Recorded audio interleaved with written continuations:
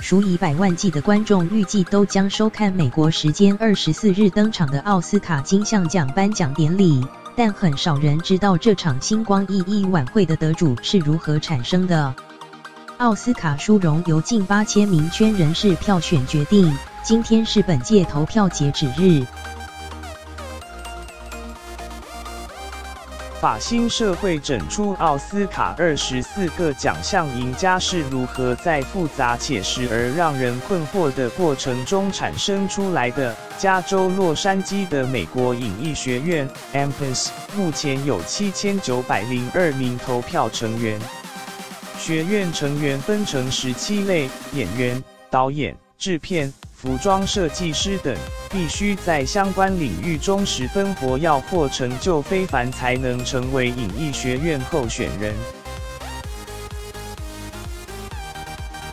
学院委员会1年审一次申请表，并握有谁能加入这个精英组织的最后决定权。学院成员原本享有终身投票权，但为了排除不再活跃于产业的投票人士，2016年后的投票身份改设10年期限，并可延长。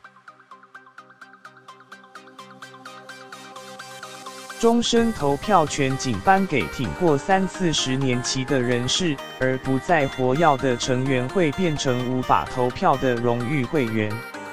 影艺学院原则上不透露投票名单，但2015年及2016年掀起抗议入围名单缺乏有色人种的井号奥斯卡好白井号 Oscars so white 后，主办方试着让奥斯卡更具包容性，誓言让女性及少数族群成员在2020年前翻倍。影艺学院去年6月采取不寻常的步骤，公开所有928名受邀加入学院的成员名单。根据多媒体新闻好莱坞报道 ，THR 若928人全数加入，影艺学院目前女性占比将达31%，有色族群达16%。17类的成员依各自专业选出入围名单，例如演员圈选演技类别的入围者，导演人才则选出最佳导演奖入围名单，以此类推。至于最佳外语片及最佳动画长片等特定奖项，入围名单由特别委员会选出。最佳影片大奖的入围名单则是由所有投票成员选出，赢家由所有投票成员圈选产生。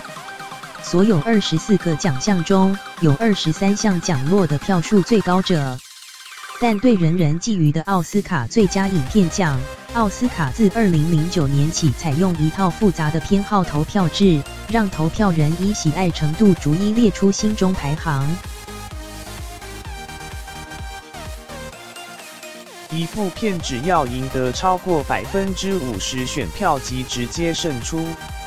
否则会计公司资诚国际有限公司 （PwCIL） 将动用排序复选机制，也就是投票人心中排行第1名的票数最少入围影片，票数将自动归入圈选者第2名的入围影片。这个淘汰机制将持续进行，直到有一部入围影片的票数过半为止。